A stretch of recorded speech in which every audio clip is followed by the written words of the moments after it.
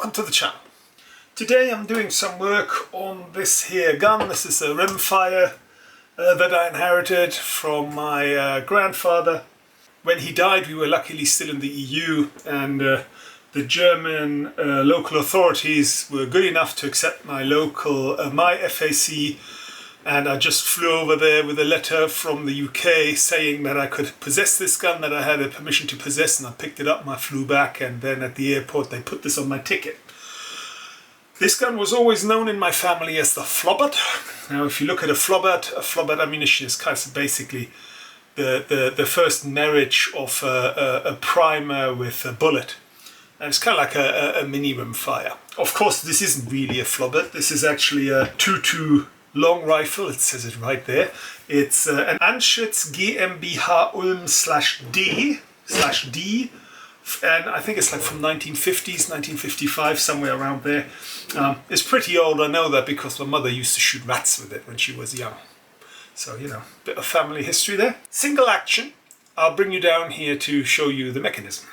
So, basic functionality, we open up the bolt. We pull it back. This is the ejector, by the way. This whole thing is weirdly sprung. Yeah, see, so you have to put it in action.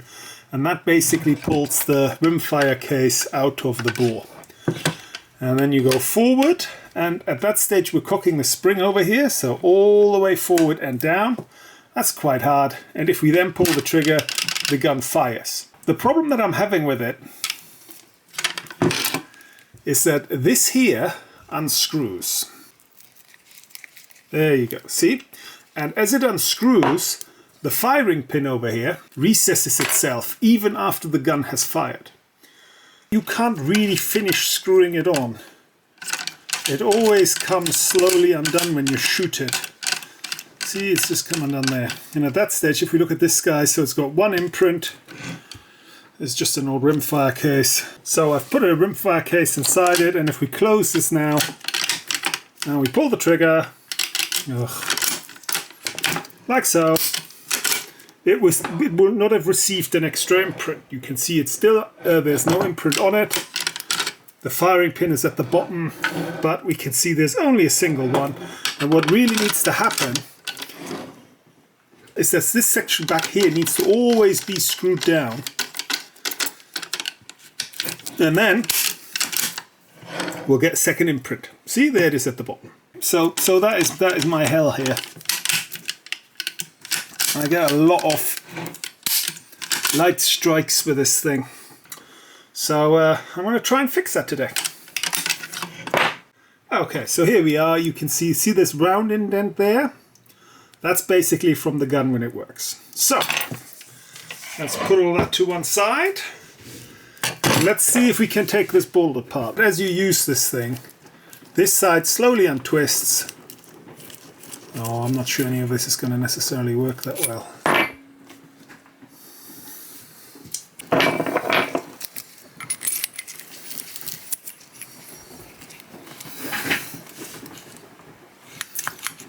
What have I got itself that's got a sharp edge? Okay, so here, this is actually it now. So if we now untwist this guy, this really wants to grab my finger and pinch me. I can just sense it. Get on there. 1, 2, we're almost there. I hope I can hold this. Oh, okay. So this then is where we're at. Right. So we have this guy over here. That's all the firing pin. That is one whole unit altogether. Why are you so troublesome? What have I got? That's brass. So let's have another attempt of holding this open. So we'll give that a twist. We'll put you upright. I have squared the sides off here to make me a square, sort of at least a squarish part that'll hopefully hold. Now I'll pull these two bits apart. Those are the wrong bits. Oh no, they're not. Like so. Oh. Now I can untwist this bit. Okay, so I'll get a pointer. this whole thing here is the firing pin mechanism. This rod is clearly connected to the firing pin mechanism with this here pin, but that pin has been riveted down on either side, so that outer here is larger than the diameter of the pin, so I can't drift it out. I'd have to bore this out, or at least some of it, and I'm really not prepared to do that. We then have here, this is the top of the firing pin, that's the end of the firing pin. This whole thing is the firing pin. The only thing that is not a firing pin is this spring here and this thread.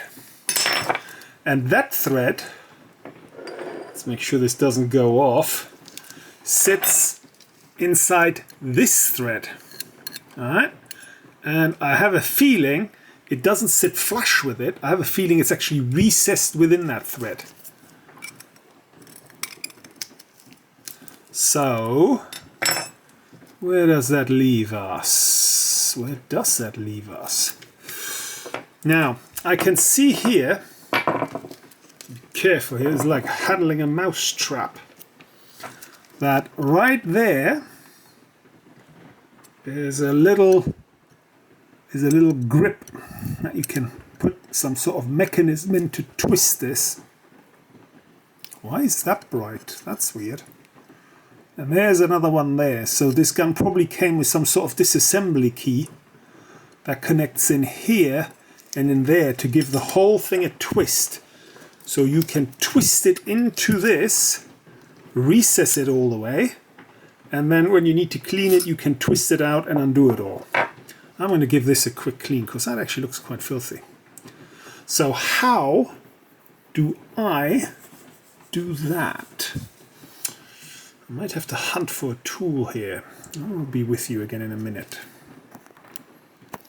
Okay, so I've had a hunt for some tools to try and grab this here and this there. And let me just kind of screw this back in place. That makes a bit more sense, doesn't it?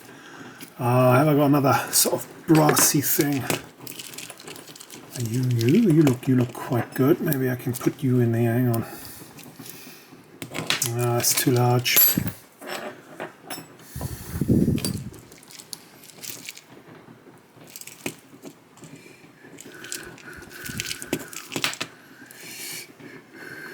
Yeah, look, I've got this thing. I'll use that. That's steel. I just like that, but that's what I have. Right. So now we can see that we can just about turn it by hand. Now as it happens, I actually have a couple of tools. I have this snazzy angle thing, but I'd have to modify it quite extensively because it's for like larger things and I can't be bothered. I have this guy, which is not quite as helpful, but it is perhaps a little clunky, although I think it would work. But I think what I'll actually use are these pincettes here. I actually think they give me the best sort of fit. And I can still rotate it with this. Aye. Stupid thing. Let's put it back in there. Actually, you know what? I'm just going to twist it in as far as I can. I mean, that's the intelligent thing to do here, isn't it? I mean, why am I sitting on that? That's stupid. And I'll lift it that I'm not on the thread. One in here, one in there, and we'll give it a twist. One in there. Come on. Oh, it already doesn't really want to go.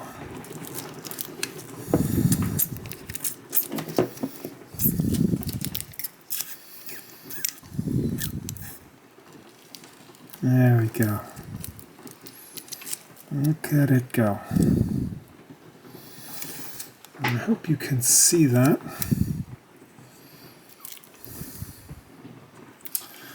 Believe it or not. Oh no, it's still going.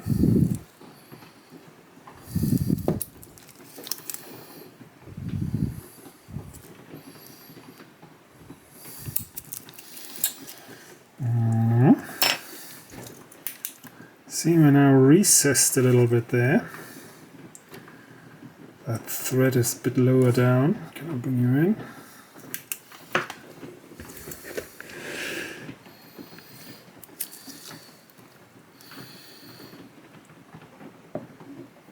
Okay, now how do I fix it in place? I think there I have made myself a little whacking tool. See, this used to be a punch, but I formed it to a sort of head. And with that, I think if I put you under there, like that, so, we put a better angle on this. I love my bench grinder, but by God it makes a noise. So I have just sharpened this, so I've got a nice edge on it, which is nice and thin. Let's put it in there, like so. Now we'll get my good friend Mr. Hammer.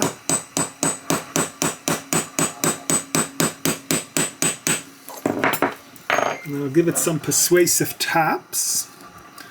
Now this does not seem to turn any further, so I'm going to do a couple more. Have I got something a little taller? There's this undescript box here of green, right? So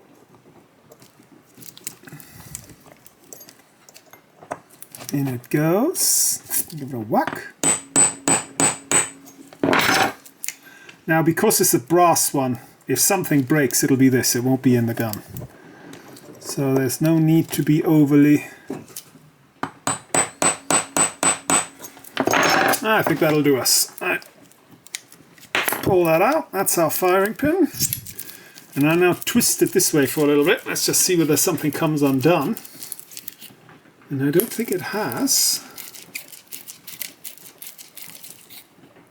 Oh no, it hasn't. See, I'm loath to put some super glue or something like that on here, because if I ever have to get this thing out, do I want to do anything else with it, or am I happy with the way it is? Let's open it up one more time. See, it hasn't really untwisted itself, so I hammered on this little catch here, I hammered that down, and I have to say it's not really undone or is turning in any way, shape or form. Do I want to do something else? No, I don't think I do. Okay, I think that's it already then. I think we will leave it there. So I think it's time to test that, to make sure that this firing pin in there, I guess this isn't the firing pin. I think this is like the hammer then. Oh my God, I have to really change my vocabulary here. Okay. So we can see that the firing pin on here is round. This case here is obviously fired, and the firing pin in there is square. So I hope you can all see that. So let me marry the two. There's our firing pin. It is marked over here. This side is unmarked. So in it goes. Close the bolt. We'll fire. No bang, because of course the primer's already been set off. We'll open it up and I'll eject that. And we can also see here that the ejector, the bottom part of the chamber is also the ejector. That's quite wild, isn't it? So I'll drop that out and we'll have a look. So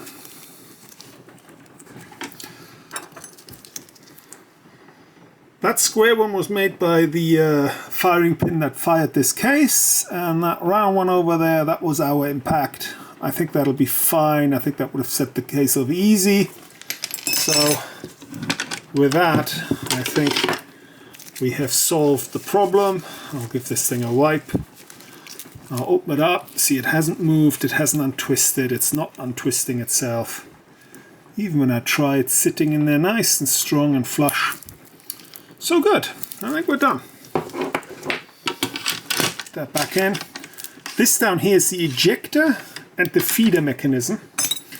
You can see this ramp here, see that elevates itself.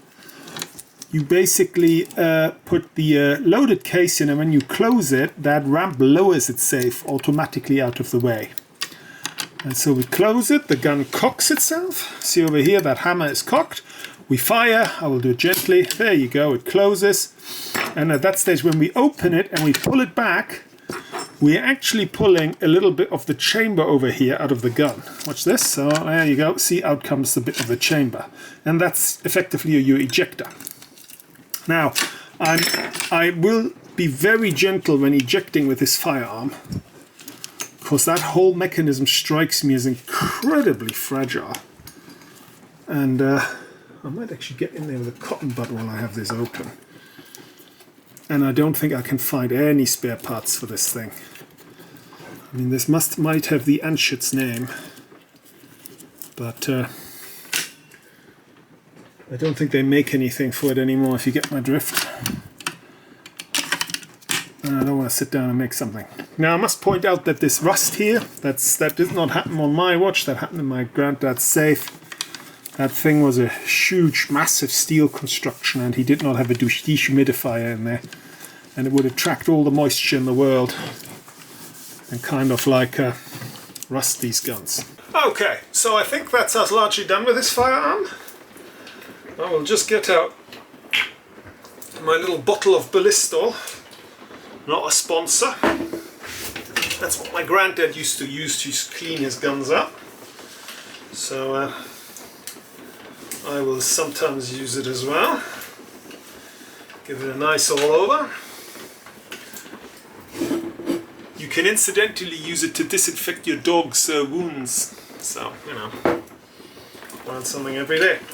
So that's about it. I have my own little story about this gun. I found this gun